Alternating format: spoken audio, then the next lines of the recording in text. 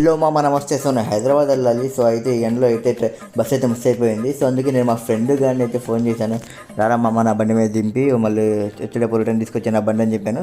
So మా friend గారు అయితే వాళ్ళ ఇంటి దగ్గర అయితే వచ్చేసారు. సో ఫైనల్గా అయితే మేము మా ఊరి నుంచి బయలుదేరి అయితే తెనాలి అయితే వచ్చేసాం. సో డైరెక్ట్గా స్టేషన్ కూడా వచ్చేసాం అనమాట. సో ఇంకొంచెం తర్వాత అది లంచ్ టైము. సో బిర్యానీ ఎప్పుడు ఏం తింటాలి అని చెప్పి సో నూడిల్స్ అనిపించింది.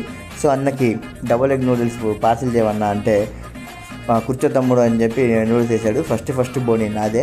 సో గబగబా అయితే నూడిల్స్ వేసాడు. అది తీసుకున్న తర్వాత డైరెక్ట్గా తెనాలి స్టేషన్లో 4th ప్లాట్ఫామ్ మీద వచ్చేసాను. ఎందుకంటే ఇక్కడ చిల్డ్ వాటర్ దొరికిద్ది.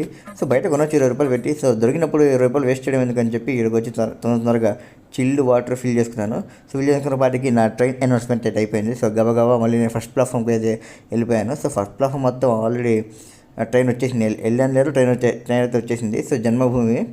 సో జన్మభూమిలో ఈ ఎండలో మనం వెళ్ళని చెప్పి సో